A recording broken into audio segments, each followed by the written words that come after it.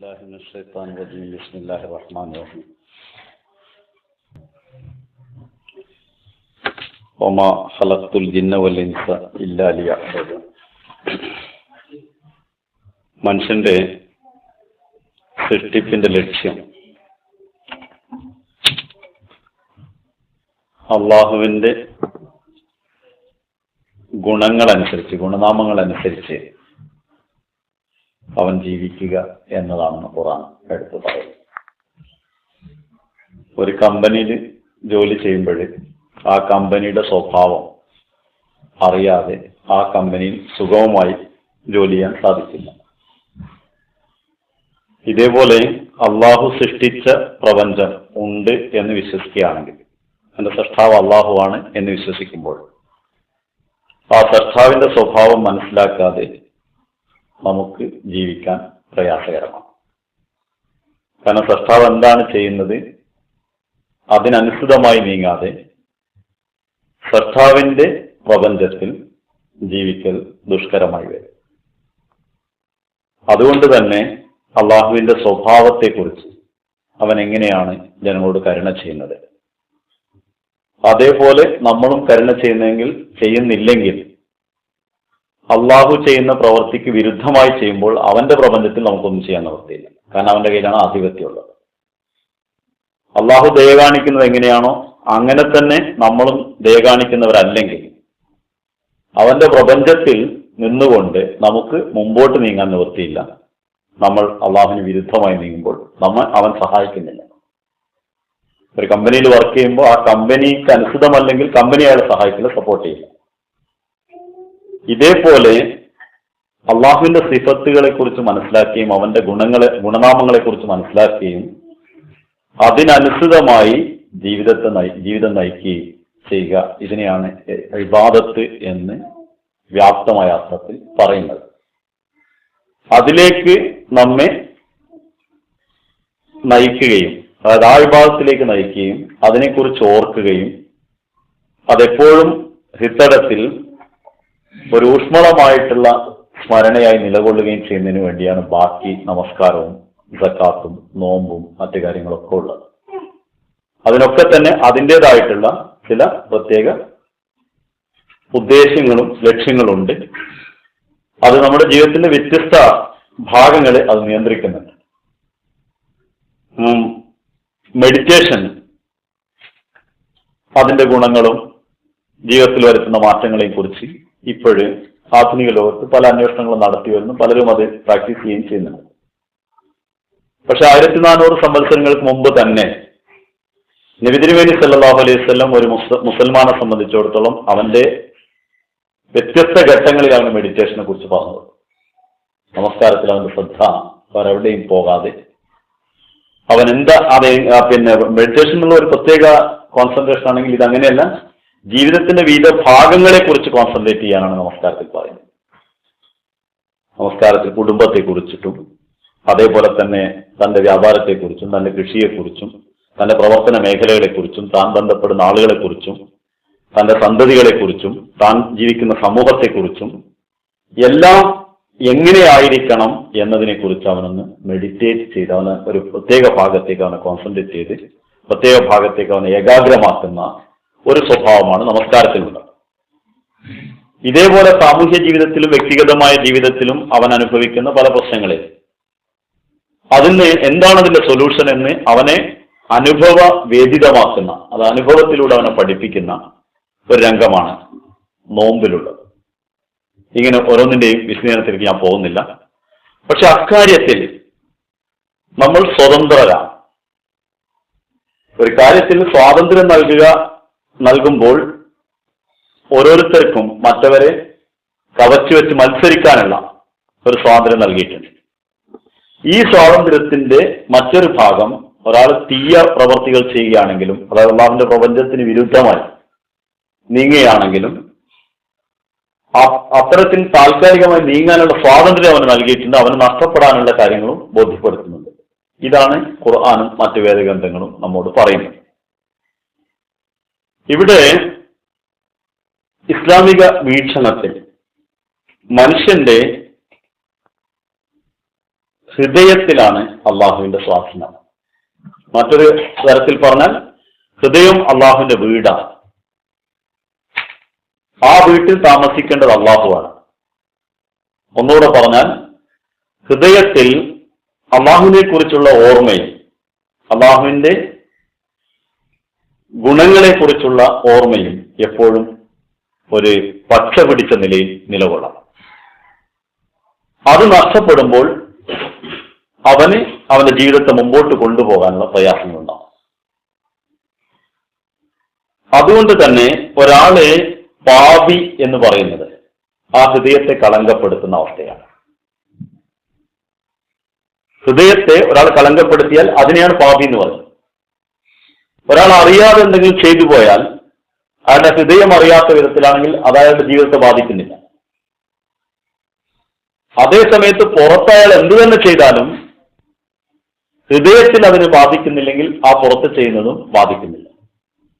ഖലീഫത്തുൽ മസീഹ് സാനി റളിയല്ലാഹു തആല അൻഹു പറയുന്നു, ഇസ്ലാം में पाकीज़गी उसका नाम नहीं कि ज़बान पर अच्छी बातें हो या अमाल अच्छे हो.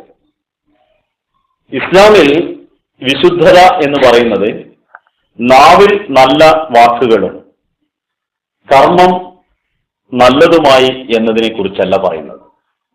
മറിച്ച് ബൽക്ക് ഇസ്ലാമെ അസൽ ദിൽ കി പാക്കീസഗി ഹെ.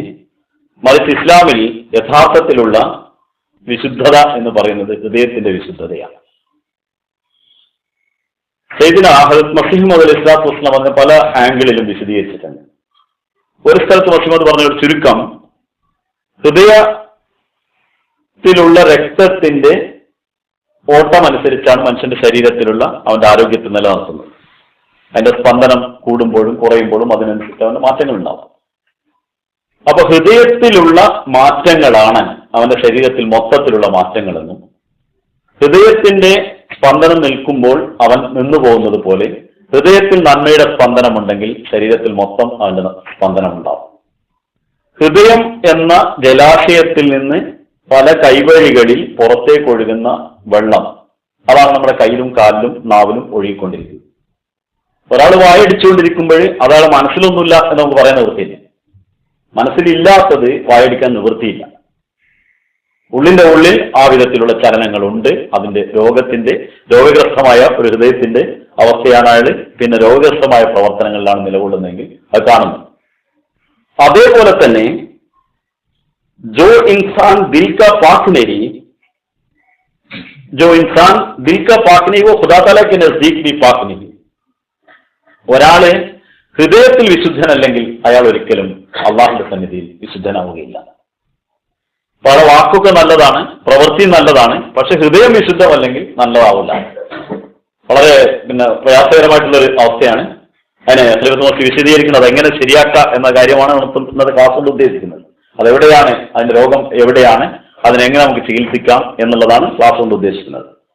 ഞാൻ അതിന്റെ തുടക്കത്തിൽ അതിന്റെ കാര്യം എടുത്തു പറയട്ടെ. एक शख्स कतन कोई गुनाह न करे मगर उसके दिल में गुनाह और बुराई से उल्फत हो और गुनाह के जिक्र में उससे लज्जत महसूस हो तो वो नेक और पाक नहीं कहला सकेगा.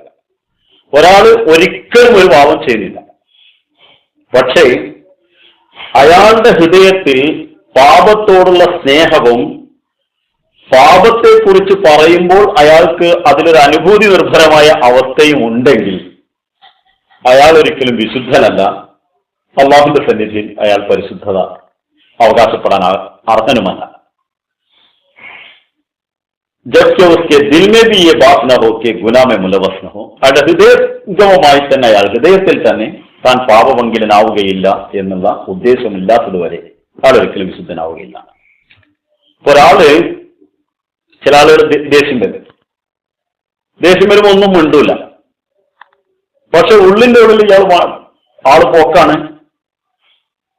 ഇയാൾ ഭയങ്കര തമ്മാടിയാണ്, ഇയാൾ വേറെ ദുഷ്ടനാണ് എന്ന് മനസ്സിൽ പറയും. അയാൾ വിശുദ്ധനല്ല. ദേഷ്യം പ്രകടിപ്പിക്കാൻ അയാളെ കൊണ്ട് കഴിഞ്ഞിട്ടില്ല എന്ന് മാത്രമേ. അയാള് പ്രകടിപ്പിക്കാൻ അയാൾ ഒന്നിൽ ധൈര്യമല്ല, അല്ലെങ്കിൽ അയാളുടെ ബാക്കിയുള്ള പ്രശ്നങ്ങളൊക്കെ ഉള്ളതുകൊണ്ട് അയാൾ ആ സമയത്ത് പ്രകടിപ്പിക്കുന്നില്ല. പക്ഷെ അയാൾ മനസ്സിലില്ലാത്തതല്ല, പ്രകടിപ്പിക്കാനുള്ള അവസരം കിട്ടിയിട്ടില്ല. ഒന്നുകൂടെ പറഞ്ഞാൽ ഒരാൾ മനസ്സിൽ പാപം ചെയ്തുകൊണ്ടിരിക്കുന്ന മനപ്പായസം ഉണ്ടെന്ന ആൾക്കാർ, അങ്ങനെ ഒരു കള്ളൻ ഇപ്പോ ഒരു സ്ഥലത്ത് നിന്ന് കളവ് നടത്തണം എന്ന് വിചാരിച്ചു. അയാൾ പ്ലാൻ ചെയ്യും, ഇങ്ങനെ ചെയ്യണം അങ്ങനെ ചെയ്യണം അങ്ങനെ ചെയ്യണം, അവിടെ നിന്ന് എടുക്കാന്ന് വിചാരിച്ചു. അതിനുള്ള സാഹചര്യം കിട്ടുമ്പോൾ അയാൾ ചെയ്യുള്ളൂ, അല്ല ചെയ്യൂല. അതേപോലെ ഒരാള് പാപത്തെ കുറിച്ച് പ്ലാൻ ചെയ്തുകൊണ്ടിരിക്കുകയും മനസ്സിലത് ഓടിക്കൊണ്ടിരിക്കുകയും ചെയ്യണമെങ്കിൽ അയാൾ പാപം ചെയ്യുന്നില്ല എന്ന് പറയാൻ പറ്റില്ല, അതിനുള്ള സാഹചര്യം കിട്ടിയിട്ടില്ല എന്ന് പറയാൻ പറ്റും. സാഹചര്യം കിട്ടിയാൽ ചെയ്യും.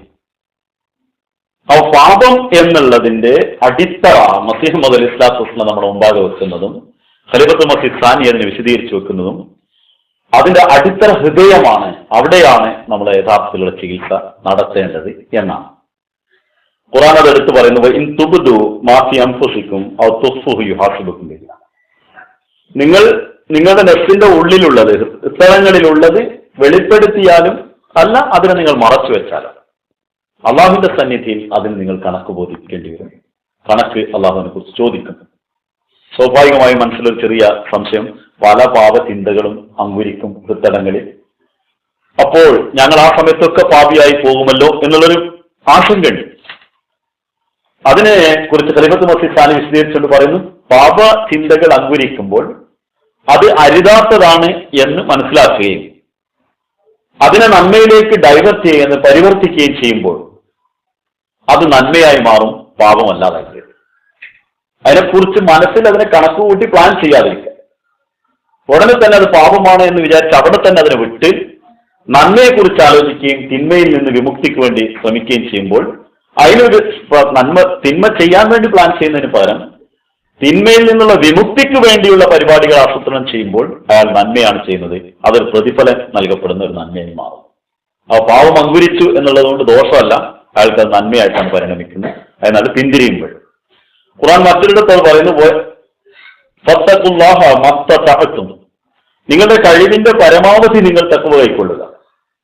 വസ്മഉ വാസിഉ, നിങ്ങൾ ദൈവിക വചനങ്ങൾ കേൾക്കുക, അതനുസരിച്ച് പ്രവർത്തിക്കുക, അതിനെ പിൻപറ്റുക, അനുസരിക്കുക. വഅൻഫിഖു ഖൈറൻ ലിഅൻഫുസികും, നിങ്ങൾക്ക് നൽകപ്പെട്ടിട്ടുള്ള നിങ്ങളുടെ സ്വാധീന ശക്തിയാണെങ്കിലും സമ്പത്താണെങ്കിലും നിങ്ങളുടെ ബുദ്ധിയാണെങ്കിലും നിങ്ങളുടെ അറിവാണെങ്കിലും നിങ്ങൾക്ക് എന്താണോ ദൈവികമായ അനുഗ്രഹം ലഭ്യമായിട്ടുള്ളത് അതിനെ നിങ്ങൾ ചെലവഴിക്കുക. ഖൈറൻ, അത് നിങ്ങൾക്ക് നന്മയാണ്, നിങ്ങളുടെ നഫ്സിന് വേണ്ടി, നിങ്ങൾക്ക് തന്നെയാണ് നന്മ, വേറെ ആർക്കുമല്ല. ഒമൻ യൂക ശുഹ നഫ്സിഹി ഫഉലൈക ഹുമുൽ മുഫ്ലിഹൂൻ, ആരാണോ തന്റെ നഫ്സിന്റെ പിശുക്കിൽ നിന്ന് രക്ഷപ്പെടുന്നത് അവനാണ് വിജയം കൈവരിക്കുന്നത്. അപ്പൊ സാധാരണ പിശുക്കെന്നല്ല, നഫ്സിന്റെ പിശുക്ക്, തന്റെ മനസ്സിന്റെ പിശുക്കുണ്ട്, അവന്റെ മനസ്സാക്ഷിക്ക് ഒരു പിശുക്കുണ്ട്. ആ പിശുക്കിന്ന് രക്ഷപ്പെട്ടാൽ അവൻ വിജയം കൈവരിക്കും. അല്ലാതെ സാധാരണഗതിയിൽ പിശുക്കിന്ന് രക്ഷപ്പെടുന്ന ഒരാളാണ്. നിർബന്ധ സാഹചര്യത്തിൽ ചന്ത കൊടുക്കും, പക്ഷെ ആ മനസ്സിൽ ഇത് കൊടുക്കാൻ പാടില്ല എന്നുള്ള. അങ്ങനെയാണെങ്കിൽ അല്ലെങ്കിൽ നിർബന്ധ സാഹചര്യത്തിൽ ആർക്കെങ്കിലും ഉപകാരം ചെയ്യും, സംസ്കാരത്തിന്റെ പേരിലോ അതല്ലെങ്കിൽ ഏതെങ്കിലും വിധത്തിലുള്ള ഒരു ബന്ധത്തിന്റെ പേരിലോ നന്മ ചെയ്യും. പക്ഷെ മനസ്സിന്റെ ഉള്ളിൽ അത് ചെയ്യണ്ട എന്നാണെങ്കിൽ അത് നന്മയായി മാറുന്നില്ല. അവിടെ അയാൾ നഫ്സിന്റെ പിശുക്കിലാണുള്ളത്. അയാളത് നേരത്തെ ഹൃദയംഗമായിട്ടുള്ള തുറന്ന സമീപനത്തോടു കൂടിയുള്ള നന്മയാണ്, അതായത് അള്ളാഹുവിനെ മുൻനിർത്തിക്കൊണ്ട നന്മയാണ് യഥാർത്ഥത്തിൽ നന്മയായി മാറുന്നത്. ഈ ക്ലാസിന്റെ നമ്മുടെ ഫസ്റ്റ് ദിവസം എടുത്തിരുന്ന ക്ലാസ്സിൽ പാപപങ്കിലമായിട്ടുള്ള അവസ്ഥകളെ 7 ഘട്ടങ്ങളെ കുറിച്ച് ഞാൻ പറഞ്ഞിട്ടുണ്ടായിരുന്നു. അതിനിപ്പോൾ ആവർത്തിക്കുന്നില്ല, കാരണം ഇങ്ങനെ ആവർത്തിച്ചു പോയാൽ പിന്നെ ക്ലാസ്സൊന്നും അവസാനിക്കില്ല. അതേപോലെ നന്മയുടെ 7 ഘട്ടങ്ങളും പറഞ്ഞിട്ടുണ്ടായിരുന്നു. ഇനി ഈ പാപത്തിലേക്ക് കയറി നിൽക്കുന്ന ആള്, ആ 7 ഘട്ടങ്ങളിൽ ഒരു ഘട്ടം ഞാൻ പറഞ്ഞത്, ചില ആളുകൾ അറിയാതെ പാപം ചെയ്തു പോകും. പക്ഷേ പാപം ചെയ്യുന്നതിൽ തീഷ്ണത കാണുകയില്ല. ഒന്നുകൂടെ പറഞ്ഞാൽ പാപം ചെയ്യണമെന്ന് ആഗ്രഹമൊക്കെ ഉണ്ടാവും ചിലപ്പോൾ മനസ്സിൽ, പക്ഷെ അതേ സമയത്ത് ആ പാപം ന്യായീകരിക്കൂല, അത് മറച്ചു ചെയ്യും. അതല്ലെങ്കിൽ അത് മറ്റുള്ളവർ കാണുന്നതിൽ സങ്കോചം ഉണ്ടായിരിക്കും, ചെയ്യണ്ടെന്ന് മനസ്സിന് ആഗ്രഹം ഉണ്ടാവും, ചെയ്തു പോകുന്നതിൽ സങ്കടം ഉണ്ടാവും. ഇതൊക്കെ ഉണ്ടെങ്കിലും ചില ആളുകൾ അങ്ങനെയല്ല, ചെയ്തതിന് ന്യായീകരിക്കും, അതാണ് ചെയ്യാമെന്ന്. അത് കഴിഞ്ഞ് മറ്റുള്ളവനെ ചെയ്യാൻ പ്രേരിപ്പിക്കും, അത് അടുത്ത ഘട്ടമാണ്. വേറെ സ്ഥലത്ത് ഇത് ചെയ്യലായിരിക്കും അവന്റെ ജോലിയുടെ ലക്ഷ്യം തന്നെ ആരായിരിക്കും, ഇത് മാത്രമായിരിക്കും അവന്റെ ലക്ഷ്യം. അത് ഏറ്റവും ലാസ്റ്റ് ഘട്ടമാണ്. അതിൽ ആദ്യത്തെ ഘട്ടം എന്ന് പറഞ്ഞത് ഹൃദയം തുരുമ്പ് പിടിക്കാത്ത ഹൃദയമാണ്. ഇപ്പോ ഈ നമ്മൾ വാളെടുത്ത് നല്ലൊരു ആയുധം എടുത്ത് ഒരു കത്തിയാണ് കയ്യിലുള്ളതെങ്കിൽ തുരുമ്പ് പിടിച്ച ഒന്നിനും പറ്റില്ല. അത് ഉപയോഗിക്കാതിരിക്കുമ്പോൾ തുരുമ്പ് പിടിക്കും. പക്ഷെ തുരുമ്പ് പിടിച്ചാലും അത് തേച്ച് അണച്ച് മൂർച്ച കൂട്ടിയാൽ ശരിയാവും. നമ്മൾ കർഷകരൊക്കെ ചെയ്യുന്ന ഒരു പണിയാണ്. രാവിലെ കുറച്ച് വെള്ളാങ്കല്ല് എടുത്തിട്ട് മുട്ടി അതിന് മരത്തിൽ വെച്ചിട്ട് അത് തേച്ച് അതേപോലെ പുതിയ ഇതുപോലെ ആക്കിയെടുക്കും. അതേപോലെ തുരുമ്പ് പിടിക്കാത്ത, ഒരിക്കലും തേച്ച് മിനുക്കാൻ പറ്റാത്തതുണ്ട്. ആ തുരുമ്പ് പിടിക്കാത്ത ഹൃദയങ്ങളുണ്ട്. അവർക്കുള്ള ആദ്യത്തെ ചികിത്സ, അവർക്ക് അതിനെങ്ങനെയാണ് പാവങ്ങളിൽ നിന്ന് അവർ സംരക്ഷിക്കപ്പെടേണ്ടത് എന്നതിനെ കുറിച്ചാണ് ഇന്നത്തെ ക്ലാസ്സിൽ ഞാൻ ഉദ്ദേശിക്കുന്നത്. അതിനുശേഷം അതിന്റെ അടുത്ത ഘട്ടങ്ങൾ ഓരോന്നോരോന്ന് ഇൻഷാ അല്ലാഹ് 1-2 ക്ലാസ്സിനകത്ത് അത് ഒതുക്കും എന്ന് കരുതുന്നു. അപ്പം ഈ കാര്യത്തിൽ അടിസ്ഥാനപരമായിട്ടുള്ള ഒരു സംഗതിയാണ് ഞാൻ വിവരിച്ചത്.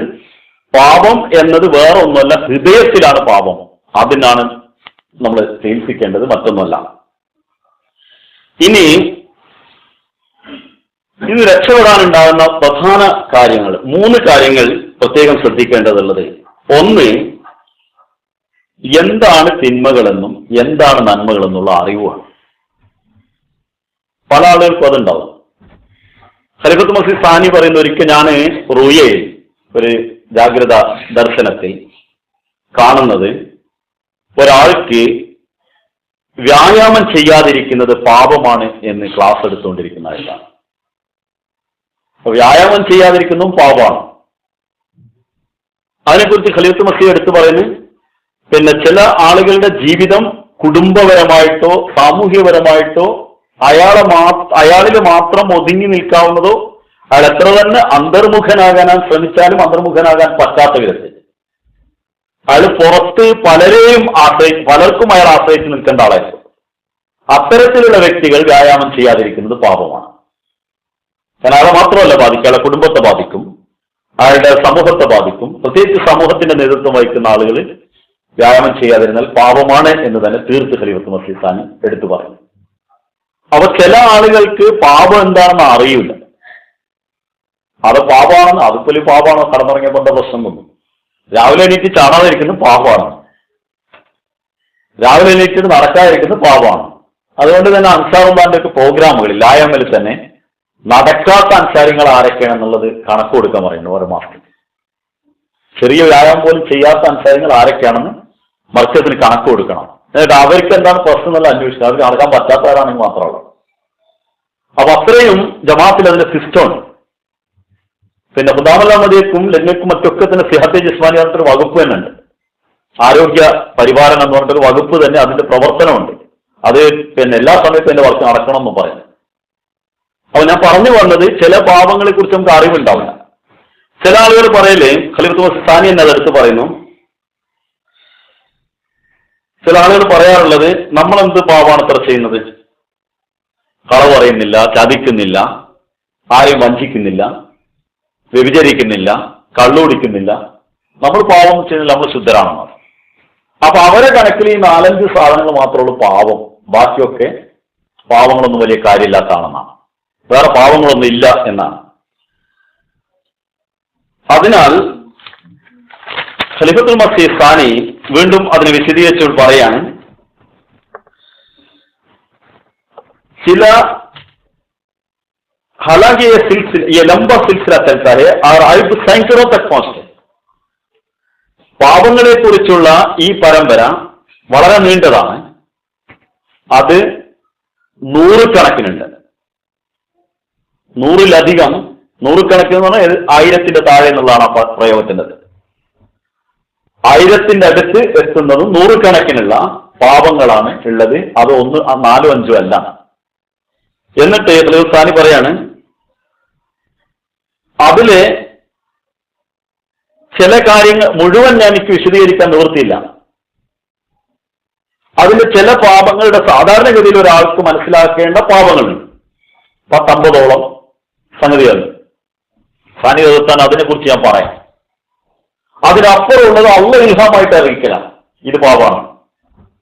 അതിനകത്ത് മുഹിദ്ദീൻ ബിൻ അറബി പറയുന്നു, അള്ളാഹു എന്നോട് നീ ഭക്ഷണം കഴിക്കുക എന്ന് പറയുമ്പോൾ ഞാൻ ഭക്ഷണം കഴിക്കില്ല. അള്ളാഹു എന്നോട് ഇന്ന വസ്ത്രം ഇട് എന്ന് പറയുമ്പോൾ ഞാൻ ആ വസ്ത്രം ഇടും. അത് അവരുടെ നിത്യജീവിതത്തിൽ അള്ളാഹു നേരിട്ട് ഇടപെടുന്ന ഘട്ടത്തിലേക്ക് അവർ എത്തിക്കഴിഞ്ഞാൽ പാപത്തെക്കുറിച്ചുള്ള ബോധം അവർക്ക് വേറെ വിധത്തിലായി.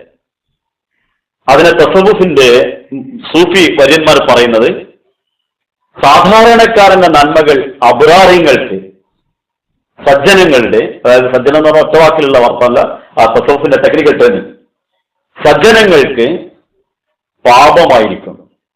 അവരത് ചെയ്യുന്നത് അതിനേക്കാൾ മേലുള്ളതാണ് അവർ ചെയ്യേണ്ടത്. അവരെ സംബന്ധിച്ചിടത്തോളം അവരുടെ ദർജ അനുസരിച്ച്, അവരുടെ അറിവനുസരിച്ചിട്ടും അവരുടെ സാഹചര്യങ്ങൾ അനുസരിച്ചും അവരുടെ കഴിവുകൾ അനുസരിച്ചും അതിന് മേലാണ് അവർ ചെയ്യേണ്ടത്. അപ്പോഴേ അത് ശരിയാവുള്ളൂ. പ്രധാനമായിട്ട് ഇപ്പോൾ പുതുതായി ബൈഅത്ത് ചെയ്ത് വരുന്ന ഒരാൾക്ക് 3 വർഷം വരെ അയാൾക്ക് ചന്തയിൽ ഇളവുണ്ട്. അയാൾക്ക് ഇഷ്ടമുള്ള അനുസരിച്ച് ചന്ത കൊടുത്താൽ മതി. പിന്നെ അയാൾക്ക് അത് മനസ്സിലായിട്ട് ചന്ത കൊടുക്കുന്നത് എന്തിനാണെന്ന് മനസ്സിലായിട്ടാണ് അയാൾ ഷറ അനുസരിച്ച്, കണക്കനുസരിച്ച്, തോതനുസരിച്ച് ചന്ത കൊടുക്കേണ്ടത്. പക്ഷെ ആ 3 കൊല്ലം വരെ അയാളുടെ ദർജ അതാണ്, അതനുസരിച്ച് അയാളുടെ അമ്മതി തന്നെയാണ്. പക്ഷെ അതിന്റെ ശേഷം അയാൾ അതിനെക്കുറിച്ച് മനസ്സിലാക്കേണ്ട ഘട്ടത്തും മനസ്സിലാക്കിയിട്ട് അതിന്റെ മേലക്കാണ്. ഇതേപോലെ ഓരോരുത്തരുടെയും ആത്മീയ വളർച്ച അനുസരിച്ചാണ് പാപത്തിന്റെ ഘട്ടങ്ങൾ മാറി വരുന്നത്. ഇനി മറ്റൊരു സംഗതി, പാപത്തെക്കുറിച്ചുള്ള അറിവല്ല, അല്ലെങ്കിൽ നന്മയെക്കുറിച്ചുള്ള അറിവ്. ഏതൊക്കെ നന്മയെന്നും അറിയാത്തവരുണ്ട്. നന്മ എന്താണെന്ന് അറിയാത്ത ഒരുപാട് ആളുകളുണ്ട്. അത് നന്മയാണോ, അത് വലിയ നന്മയാണെന്നോ, അതും പഠിക്കേണ്ടതുണ്ട്. മറ്റൊരു സംഗതി, പാപങ്ങളെക്കുറിച്ച് അറിഞ്ഞാലും അതിൽ നിന്ന് രക്ഷപ്പെടാനുള്ള മാർഗങ്ങൾ എന്താണെന്ന് അറിയാത്തവരുണ്ട്. പാപങ്ങൾ നിങ്ങൾക്ക് ശരിയാണ്, പക്ഷെ അതിന് എങ്ങനെ ഞങ്ങൾ രക്ഷപ്പെടും, അതിനുള്ള വഴികൾ എന്താണെന്ന്, സന്ദർഭങ്ങൾ എന്താണ് എന്നറിയില്ല. നന്മകളെ കുറിച്ച് അറിയാം, പക്ഷെ നന്മ എങ്ങനെയാണ് ചെയ്യേണ്ടത്, എപ്പോഴാണ് ചെയ്യേണ്ടത് എന്നുള്ള മാർഗങ്ങളെ കുറിച്ച് അറിയില്ല. അങ്ങനെ ഇഷ്ടംപോലെ ആളുകളെ നമ്മൾ കാണാറുണ്ട്. വേറെ ഒരു സംഗതി അതേപോലെ തന്നെ ഉള്ളത്, ഏതെല്ലാം നന്മകളാണ് എന്നിലുള്ളത്, ഏതെല്ലാം നന്മകളാണ് എന്നിൽ ഇല്ലാത്തത് എന്നൊരു കണക്കറിയാത്ത കുറെ ആൾക്കാർ. അസതിൽ അറിഞ്ഞിരിക്കണം. അതേപോലെ ഏതെല്ലാം തിന്മകളാണ് എന്നിലുള്ളത് എന്നതിൻ്റെയും കണക്കറിയണം.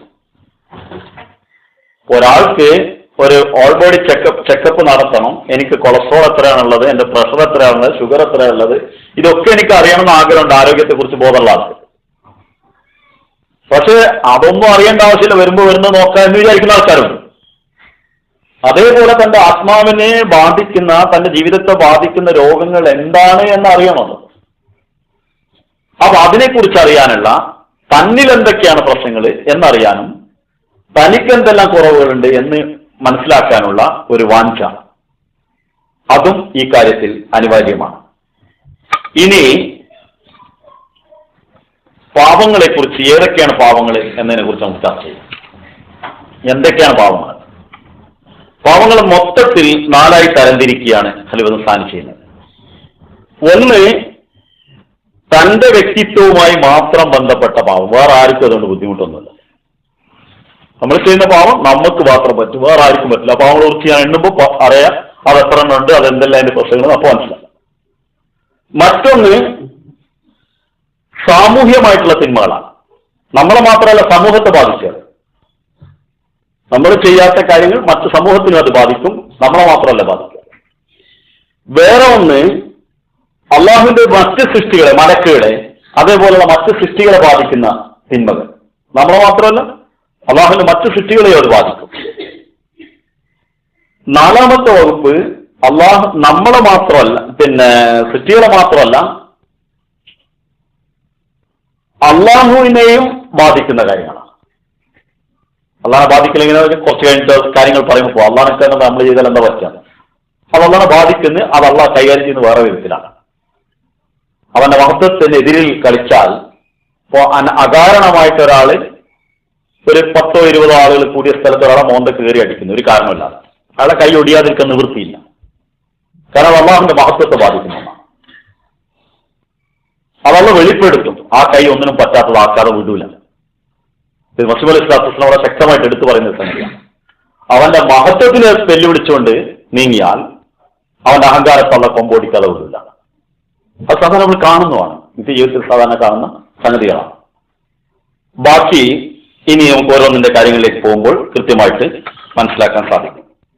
ആദ്യമായി ഞാൻ വ്യക്തിഗതമായ, അതായത് നമ്മളെ മാത്രം ബാധിക്കുന്ന തിന്മകളെ കുറിച്ച് ഖലീഫത്തുൽ സാനി എടുത്തുദ്ധരിച്ച്, ഞാൻ മുഴുവൻ ക്ലാസും അതിനെ അധികരിച്ചുകൊണ്ടാണ് നടത്തുന്നത്. എവിടെയെങ്കിലും മസീഹ് അലൈഹി സ്വലാത്തു വസ്സലാമിന്റെ വിശദീകരണം കൂടെ കൂടുതൽ മനസ്സിലാക്കുന്ന വിധത്തിലുണ്ടെങ്കിൽ പറയുന്നു എന്ന് മാത്രമേ ഉള്ളൂ. ബാക്കി കംപ്ലീറ്റ് ഖലീഫ സാനിയുടെ ആ ക്ലാസ്സിനെ അടിസ്ഥാനപ്പെടുത്തിയാണ് ഞാനിത് എടുക്കുന്നത്. പറയുന്നു, ഫസ്റ്റ് തക്കബ്ബുർ. അതിന്റെ നിർവചനം, തക്കബ്ബുർ എന്ന് പറഞ്ഞാൽ അഹംഭാവം.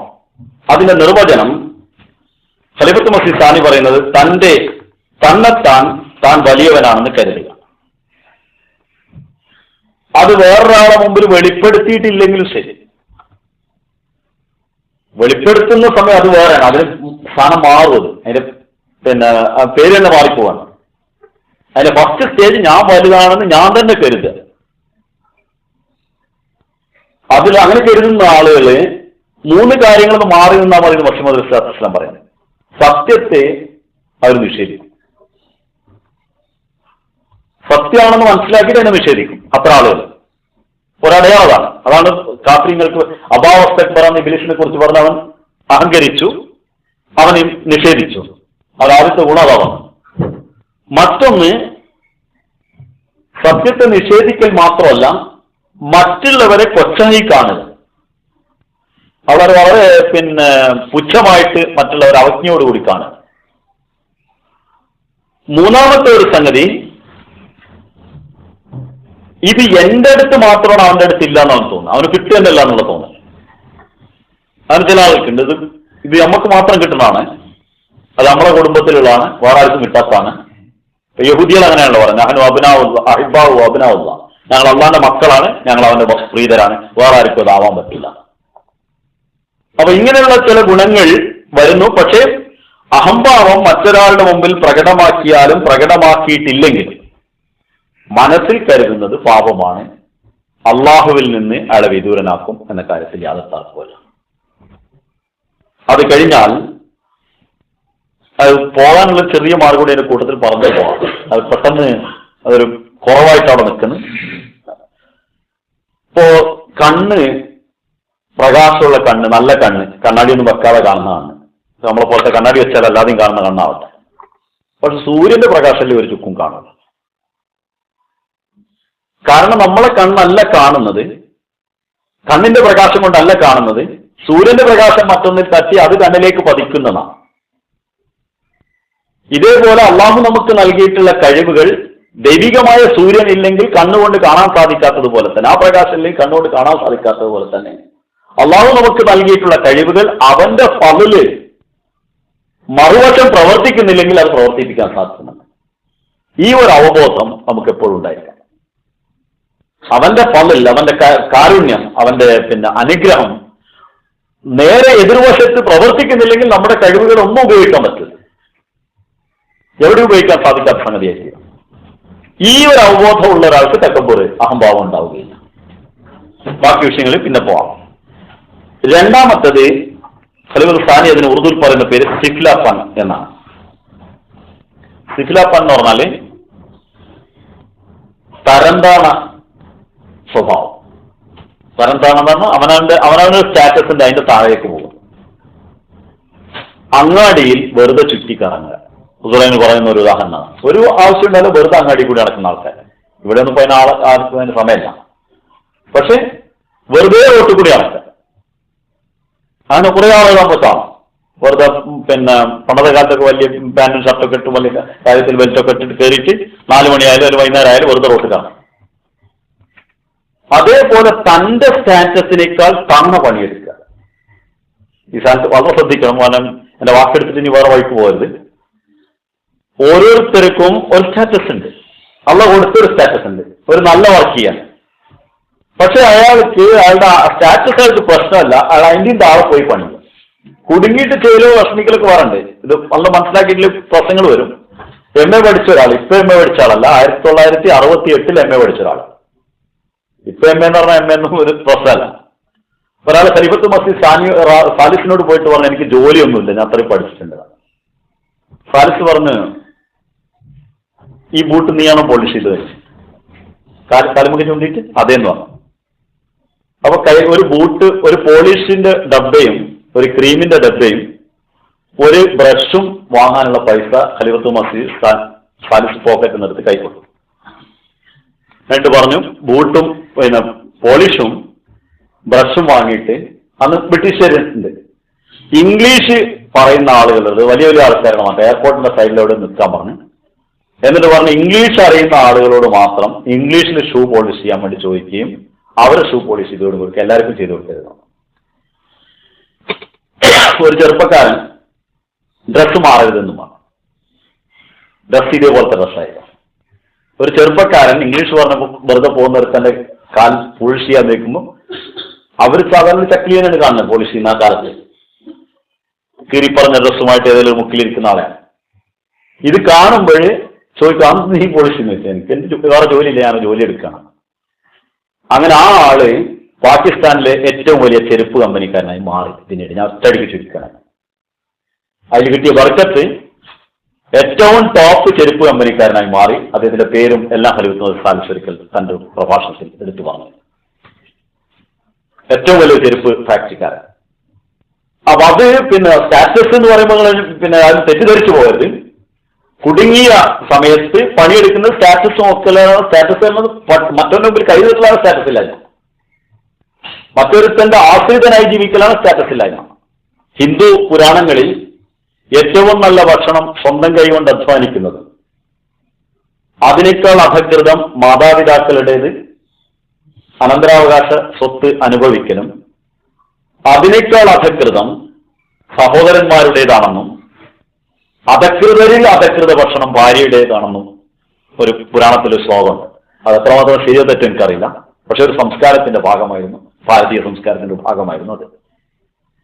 പക്ഷെ അതേ സമയത്ത് നമ്മളുടെ സ്റ്റാറ്റസ് നിന്ന് ഇറങ്ങിപ്പോയിട്ട് ഒരു പണിയെടുക്കാൻ പാടില്ല.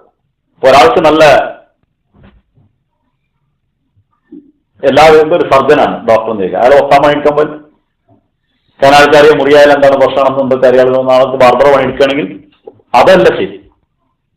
അയാളുടെ ഒരു നിലയുണ്ട്, ആ നിലയിൽ താഴേക്കിറങ്ങിപ്പോലെ പാപമാണ്. അയാളുടെ ആത്മാവിനെ അത് വ്രണപ്പെടുത്തും, അയാളുടെ ആത്മീയ വളർച്ചയെ അത് ബാധിക്കും എന്നുള്ളതാണ് ഖലീഫത്തുൽ സാനി നമ്മെ തെര്യപ്പെടുത്തുന്നത്. ധൃതി പാവാണെന്ന് തോന്നും. അതന്നെ ജൽദുബാസി അറിയും. വെറുതെയുള്ള ധൃതിയല്ല, അനാവശ്യമായിട്ടുള്ള ധൃതി. ഒരാൾ പോകുമ്പോൾ ധൃതിയൊന്നും ഇല്ല വിചാരിച്ചിട്ട് പൈസ സ്ലോ മോഷൻ പോകണമെന്നല്ല ഞാൻ പറഞ്ഞു. അതില് ഏതെങ്കിലും ഒരു കാര്യം ചെയ്യുകയാണെങ്കിൽ പിന്നെ ആലോചിക്കാതെ ചെയ്യും. കാള പെറ്റു പറയുമ്പോൾ കയറെടുക്കാന്നാണ്. ആരോടെ പറഞ്ഞു കയറ് എടുത്തത് പറയുന്നോനെ കെട്ടാനാണെന്നാണ്. കാള പെറ്റു പറഞ്ഞ കയറെടുക്കുന്ന പറയുന്നോനെ കെട്ടാനാണ്. കാരണം അവൻ വേണ്ടാത്ത പണി എടുക്കുന്നത്, വേണ്ടാത്ത പറയുന്നത് അവന് ഭ്രാന്തായിരിക്കും, അതുകൊണ്ട് അവനെ കെട്ടാൻ വേണ്ടിയിട്ട് ഞാൻ കയറെടുത്താന്നാണ്. ആൾക്കാരെ ചെല്ലും തിരിച്ചെന്നെ പിടിച്ചോളി, മറ്റേ ചെല്ലിലേക്ക് പോകണം. അപ്പോ എന്തെങ്കിലും കേട്ടാൽ ഉടനെ ചാടിപ്പറഞ്ഞ് പോകുന്ന ആൾക്കാരുണ്ട്. മുട്ടുകാലും മക്കലെന്ന് പറയും മറ്റേ പഞ്ചാബിയിൽ. കാലിന്റെ മുട്ടുമേണ് ബുദ്ധി, തലയിൽ ബുദ്ധിയാണെ ആലോചിക്കും, മുട്ടുമേണ് ഓടില്ലേക്കാണ്, കണ്ടോടത്ര ഓടലാണ്.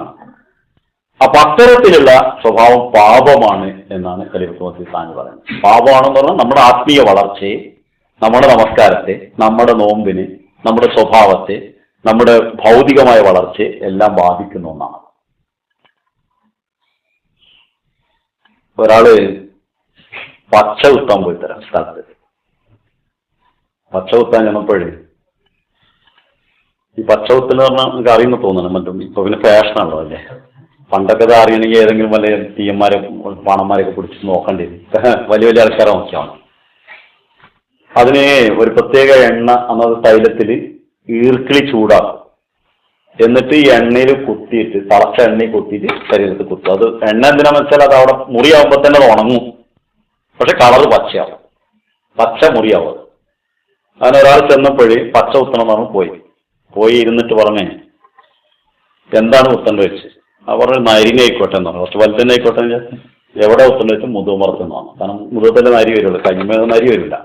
അങ്ങനെ കവുന്ന് കിടന്നു കൊടുത്തിട്ട് ഇയാൾ കുത്താൻ മെനക്കെട്ടാണ്. ആദ്യത്തെ കുത്തിയപ്പോൾ തന്നെ വേദന സഹിക്കണില്ല. അവർ എന്താണ് ഇപ്പൊ വരക്കുന്നത് വെച്ചാൽ ഇപ്പൊ വാലാണെന്നാണ്. വാല് ഒഴിവാക്കിക്കട, വാലില്ലാത്ത നരിയാവൂലെന്ന് വെച്ചാൽ.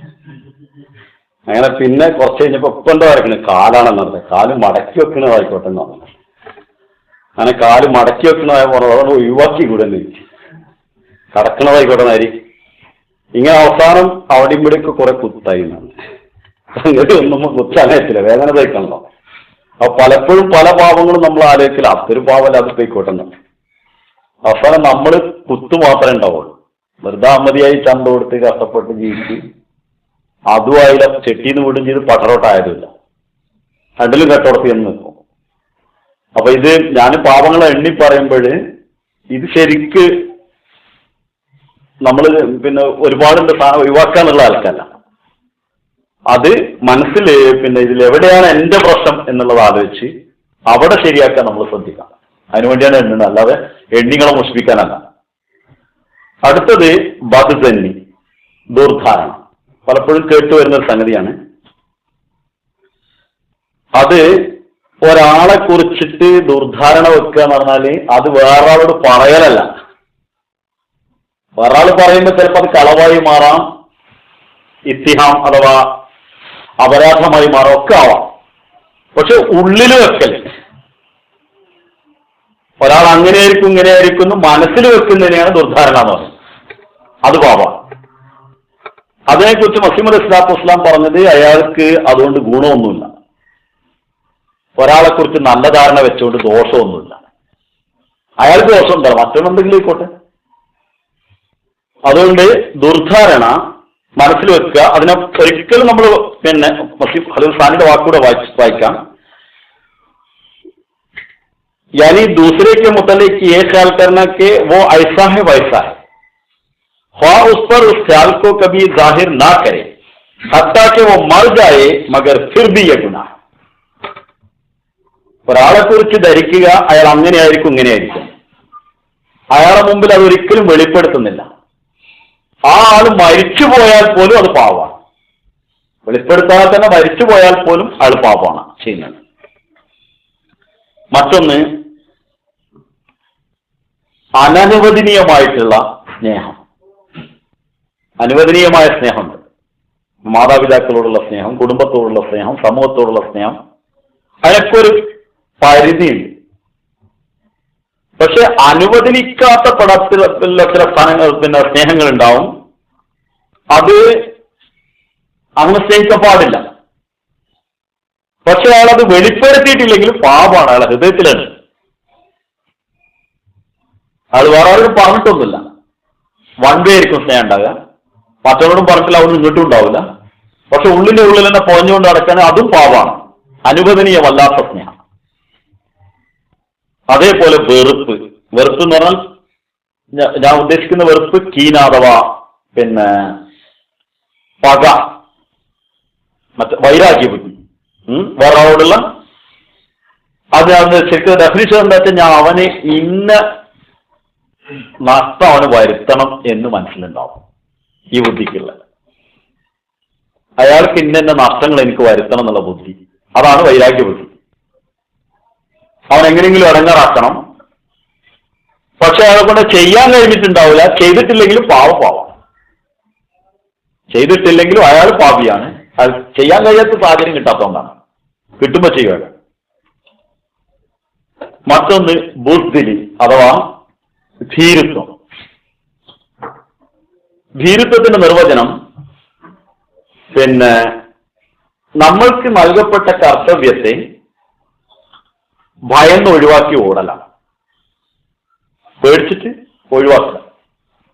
നമ്മൾ ചെയ്യേണ്ട പണിയാണ്, അത് ഭയപ്പെട്ട് ഓടാൻ പാടില്ല. അത് ചത്താലോ ചെയ്തെടുക്കണം. നമ്മളെ കടമയാണ്, നമ്മൾ ചെയ്തിരിക്കണം. മറ്റൊന്ന് ഹസദ്. ഹസദ് എന്ന് പറഞ്ഞാൽ അസൂയ. അത് അവന്റെ സാധനം എനിക്ക് കിട്ടണം എന്ന് തോന്നും. വേറൊരുത്തന്റെ മുമ്പിൽ ഉണ്ടാകാൻ പാടില്ല, അത് എനിക്ക് വേണം. ഒരാൾ നമ്മുടെ മുമ്പിൽ ഒരാൾ ജോലി ചെയ്യുന്നുണ്ടെങ്കിൽ, നമ്മളെ മുകളിലെ പദവിയിലുണ്ടെങ്കിൽ അവനത് പാടില്ല, എനിക്ക് വേണം. അതല്ല അവന്റെ കയ്യിൽ നല്ല സാധനം ഉണ്ടെങ്കിൽ അവന് പറ്റില്ല, എനിക്ക് വേണം.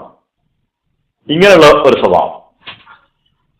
ബേസബരി, എന്തെങ്കിലും ഒരു വിഷമം വരുമ്പോ സബർ ചെയ്യാതിരിക്കുക. ചില ആൾക്കാർക്ക് സബർ ഉണ്ടാവും. എങ്ങനെയാണ് കുറെ കാര്യം കഴിഞ്ഞ് സബറല്ല വെറുതെ ചെയ്യുക, അത് വേറെ കാര്യം.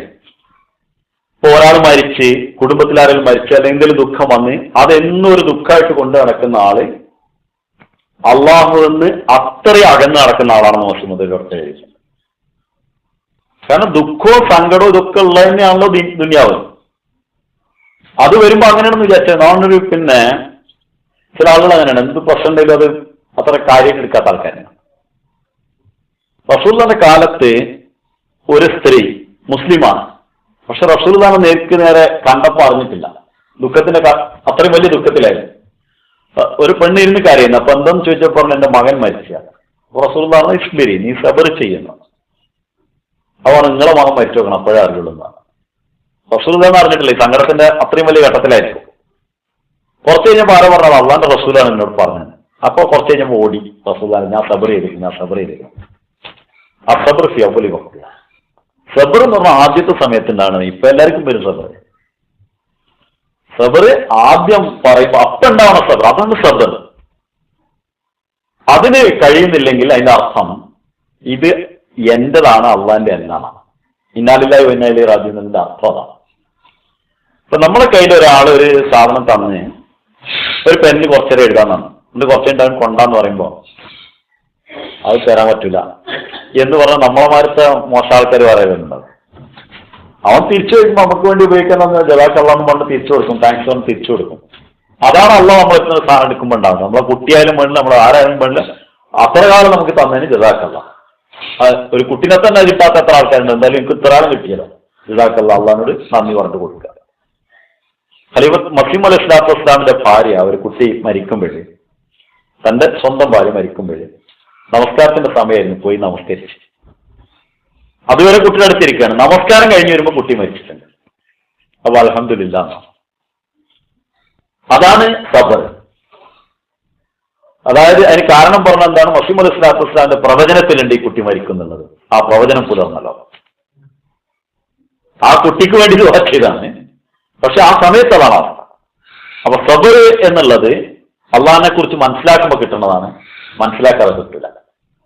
ഏതൊന്നിനു വേണ്ടി നമ്മൾ സബർ ചെയ്യുന്നതോ അതിനേക്കാൾ വലുത് അള്ള തരും എന്നതിൽ സംശയമില്ല. ഇന്നേ വരെ അങ്ങനെ ഉണ്ടായിട്ടില്ല. അള്ള ഒരു സാധനം എടുത്തിട്ട് പിന്നെ തിരിച്ച് അതിനേക്കാൾ വലുത് കൊടുക്കാത്തത്. അതുകൊണ്ട് അള്ള എപ്പോഴും എന്തെടുക്കുകയാണെങ്കിലും സബർ ചെയ്തോളണം. ദൂൻ ഹിമ്മത്തി എന്ന് ഉറുദു പറയും. അതായത് നമ്മുടെ ലക്ഷ്യം വലിയൊരു ലക്ഷ്യമല്ലാതെ കാണാം. ചില ആൾക്കാരെങ്ങനെയെന്ന് വെച്ചാൽ നമുക്കൊക്കെ അത്ര മതി,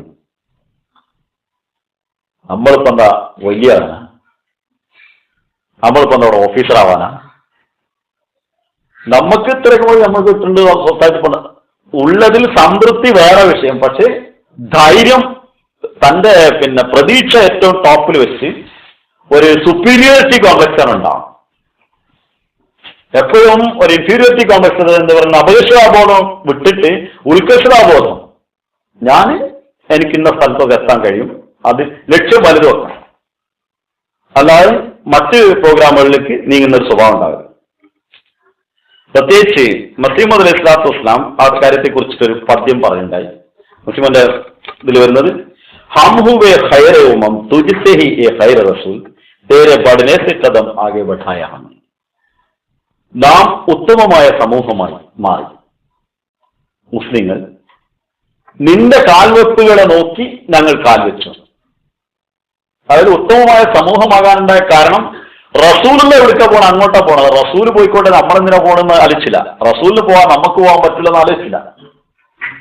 റസൂലിന്റെ എവിടേക്കാണ് പോകണം, ആ ലക്ഷ്യമാണ് എനിക്കും വേണ്ടത് എന്ന് വിചാരിച്ചിട്ട് അതിനുവേണ്ടി ഞാൻ മുമ്പോട്ട് പോയപ്പോൾ എനിക്ക് ഖൈറാണ് സാധിച്ചു. ഇമാം ബൂസരി പറയണ്ടായി, ആ മഹാനുഭാവന്റെ സുന്നത്തിനോട് ഞാൻ അക്രമം പ്രവർത്തിച്ചിരിക്കുക, അനീതി പ്രവർത്തിച്ചിരിക്കുന്നത്. അദ്ദേഹത്തിന്റെ കാലുകൾ രാത്രി നിന്ന് നമസ്കരിക്കുമ്പോൾ വീങ്ങി അദ്ദേഹത്തോട് പരാതി ബോധിപ്പിക്കാറുണ്ടായിരുന്നു, എനിക്കിനി നിൽക്കാൻ വയ്യ. അപ്പൊ ഇമാം ബൂസരിയുടെ മനസ്സിലുള്ളത് അത്തരത്തിലുള്ള ഒരു സുന്നത്ത് ഞാനും എടുക്കണം.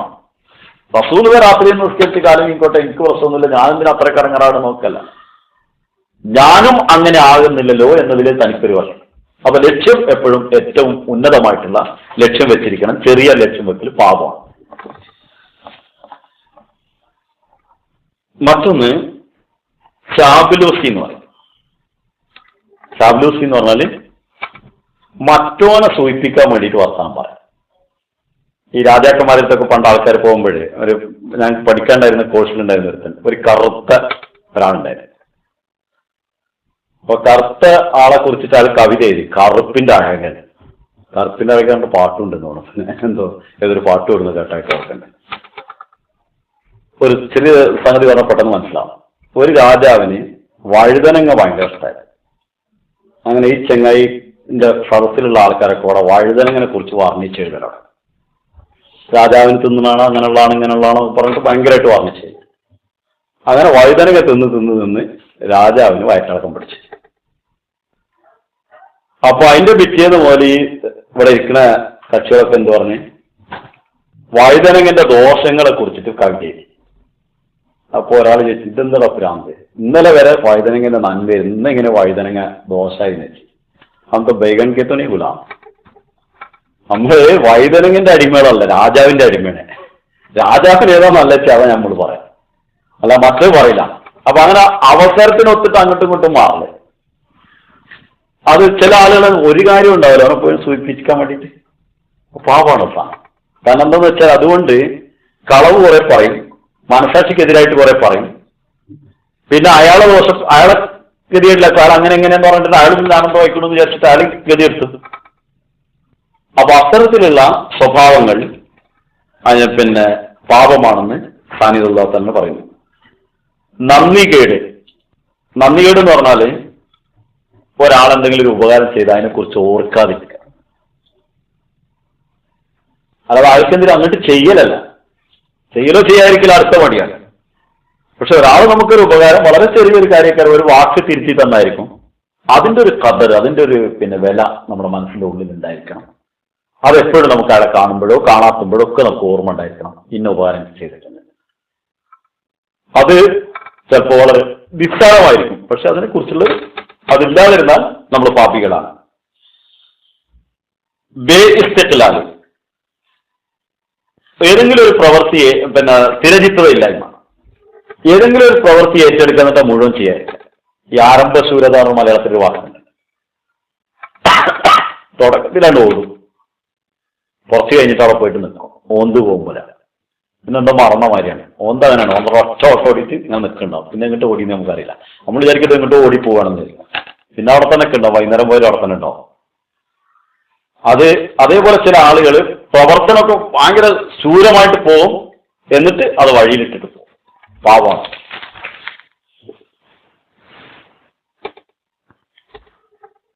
മടി അഥവാ സുസ്തി, ലേസി സ്വഭാവം, അത് കാരണം മനുഷ്യൻ മുമ്പോട്ട് ഗമിക്കാൻ സാധിക്കാതെ നിലകൊള്ളുന്നത് എല്ലാവർക്കും അറിയാവുന്ന കാര്യമാണ്. അശ്രദ്ധ, ഗഫ്ലത്ത്, അതായത് നമസ്കാരത്തിന്റെ സമയം ആയോല്ലെന്ന് അറിയുന്നില്ല. അങ്ങനെ ഒരാൾക്ക് ഞാൻ ഒരു വീട്ടിൽ ചെന്ന് നിസ്കരിക്കാൻ പോയപ്പോ കിബില എവിടെന്ന് വെച്ച്, അതുപോലെ ആലോചിക്കണേ എപ്പോഴാണ് കിബില. അപ്പൊ അതിന്റെ മുമ്പ് മറ്റു പലരും നിസ്കരിക്കാത്ത കംപ്ലൈന്റ് ഒക്കെ എന്നോട് ഇയാൾ വന്ന് പറയുന്നുണ്ടായിരുന്നു. അപ്പൊ പടച്ചോനത് ഒതുക്കിയാൻ തോന്നാളെ. പിന്നെ പറയാതിരിക്കാൻ ഇന്നെ രക്ഷപ്പെടുത്താൻ വേണ്ടി പടച്ചോൻ ചെയ്ത പോലെ തോന്നി. പിന്നെ അയാൾ എന്നോട് കംപ്ലൈന്റ് പറയുന്നില്ല. കിബില അയാളെ വീട്ടിൽ എവിടെയെന്ന് ആൾക്കറിയില്ല. ഒരു ടൗണിന്റെ സിറ്റിന്റെ നടുവിലാണ് താമസിക്കുന്നത്. പെട്ടെന്ന് വെയിലൊന്നും കാണേണ്ട പ്രശ്നമില്ല. താമസം തുടങ്ങിയിട്ട് കുറച്ചാലായിട്ടുള്ളൂ, ഒരാഴ്ചകളായിട്ടുള്ളൂ. പക്ഷെ ആ ഒരാഴ്ചയിൽ ഏതായാലും ആ വീട്ടിൽ നിസ്കരിച്ചില്ല എന്ന് ഉറപ്പാണ്. കാരണം ആരെയൊക്കെ അറിയാലോ. അവസാനം എനിക്കൊരു സ്ഥലം പറഞ്ഞു തന്നെ. ഞാൻ പറഞ്ഞതല്ല, ഞാൻ നാളെ പോകുമ്പോൾ സൂര്യനെ പുറത്താണ് കണ്ടിട്ടുള്ളത്, അതുകൊണ്ട് ഇവിടെ ആവാനാ സാധ്യതയുള്ളൂ, പടിഞ്ഞാറ് ഈ ഭാഗത്താണെന്ന് പറഞ്ഞിട്ട് ഞാൻ അങ്ങോട്ട് നിസ്കരിച്ചിട്ടുണ്ട്. പിറ്റേന്ന് വന്നാൽ നിങ്ങൾ പറഞ്ഞതിൽ ഇവിടെ നമ്മൾ അതാണ് വിചാരിച്ചിരുന്നത്. അപ്പൊ കുറെ കാലം ആദ്യം അറിയാത്ത ഒരാൾ കുറെ കഴിഞ്ഞിട്ട് എന്നോട് പറഞ്ഞു തരുന്നത്. അപ്പൊ ഞാൻ പറഞ്ഞു വന്നത് അശ്രദ്ധ, താൻ എന്താണെന്നുള്ളതിനെ കുറിച്ച് ശ്രദ്ധയില്ലായ്മ, സത്യത്തെ നിഷേധിക്കുക. അതെന്ത് കാരണത്താലും ചെയ്യാൻ പാടില്ല. മുണ്ടാതെ അവിടെ നിന്നൊരു പോകല് അതും പാവം തന്നെയാണ്. പക്ഷെ നിഷേധിക്കുന്ന സ്വഭാവം, സത്യം ഇന്നതാണെന്ന് വ്യക്തമായിട്ട് അറിഞ്ഞിട്ട് അതിനെ നിഷേധിക്കുക. മറ്റൊന്ന്, ചില സ്ഥലത്ത് സത്യം തുറന്ന് പറയേണ്ട, അതിനെ അംഗീകരിക്കേണ്ട ഒരു സ്ഥലം ഉണ്ടാവും, അവിടെ അത് പറയാതിരിക്കുക. മറ്റവനെന്തോ പ്രശ്നമാവും, ഇവനെന്തോ പ്രശ്നമാവും, അല്ലെങ്കിൽ നമുക്ക് എന്തെങ്കിലും നഷ്ടം വരുന്നൊക്കെ വിചാരിക്കും. കാരണങ്ങൾ പലതുണ്ടാവും. ചിലപ്പോ ഒന്നും ഉണ്ടാവില്ലേ, അപ്പൊ ഞാൻ പറയുന്നുണ്ട്, അതും പാവം. എന്തിനാണ് വഴി കിടക്കണ മഴ എന്തിനാ എന്റെ കാലമൊക്കെ ഇടുന്നെന്ന് പറയുന്നുണ്ടല്ലോ. പഴങ്ങാടി ഏരിയയിലുള്ള ഒരു ചൊല്ലാണ്, വഴി കിടക്കണ മഴ, മുക്കിൽ കിടക്കണ മഴ കാലമൊക്കെ വലിച്ചിട്ടുണ്ട്. അപ്പൊ അത് സത്യത്തിന് അത് ആവശ്യമുണ്ടോ എന്നുള്ളതല്ല, നമ്മൾക്ക് പറ്റൂല്ല എന്നുള്ള, വേറെ ആർക്ക് പറ്റൂല്ല എന്നൊന്നല്ല, അത് പറയേണ്ട സ്ഥലത്താണ് തുറന്ന് പറയാം. അതെന്തെങ്കിലും ആയിക്കോട്ടെ, ബാക്കിയിട്ടുള്ളത് അള്ളാഹു നോക്കിക്കോളും. നാജായിസ് നസാക്കത്ത് അതിനെന്താ മലയാളം പറയാൻ എനിക്ക് കുറച്ച് ആലോചിച്ച് പോകണം.